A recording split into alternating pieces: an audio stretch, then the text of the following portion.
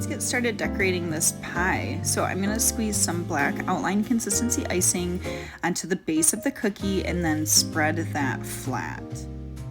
Then using an outline consistency of this light yellow, I'm going to outline the crust everywhere that I want that to be.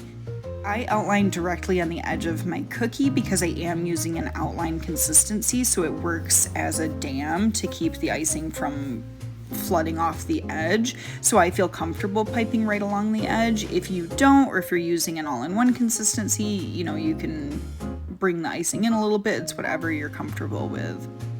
And then because I'm using an outline consistency, I can add some support squiggles in the middle here, and what that will do is hopefully it will keep it from cratering.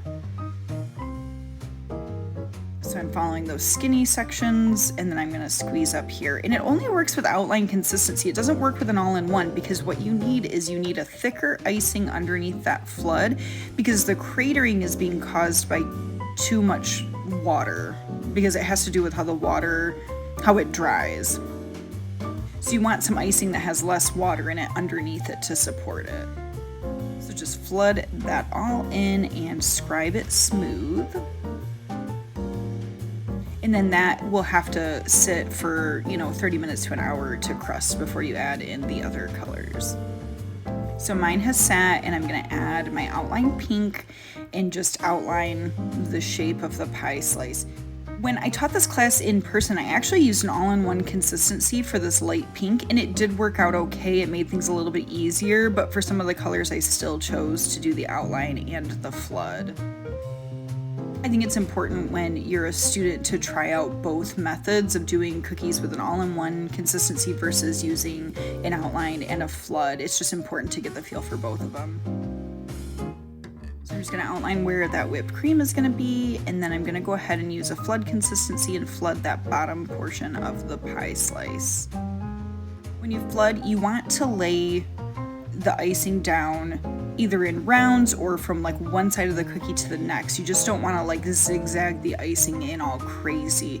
If you lay the icing down carefully one line after the next, you're less likely to have air bubbles. It'll look very, very smooth. It's just a good way to add icing to the cookie. So just flood that all in, and then use your scribe, gentle circular motions to get those parts to lay flat, and then pull the icing to all of the corners, and then let this sit again for 30 minutes to an hour to crust before you go on any further. So if you notice, I had a little bit of crater in the crust, and I just added a little dollop of flood icing and then used my scribe to just scrape, and no one will ever see that crater.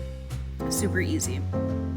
So now I'm going to flood the top part of that pie slice, and then what I'm doing is I'm kind of actually keeping the icing away from the edge of the yellow because I want to use my scribe to get it in nice and close. And then sometimes I'll, like you saw with the pink, I'll lay down one line of icing and then I can scribe it up a little closer.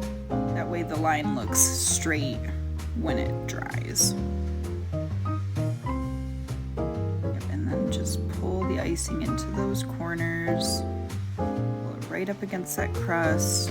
And then with a circular motion, you can pull that icing up where it needs to be.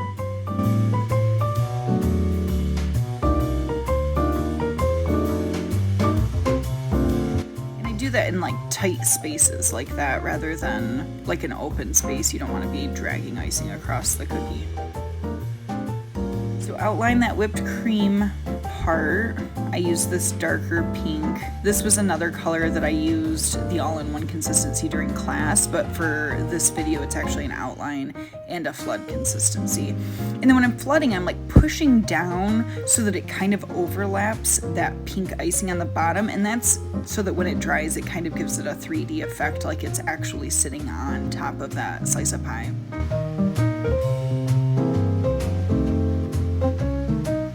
Scribe that flat. Go ahead and add the eyes because that section is dry on the bottom now. I feel like if they're on the sides of the mouth, they're a little bit cuter. So I try to put them on the sides of the mouth and a little bit bigger.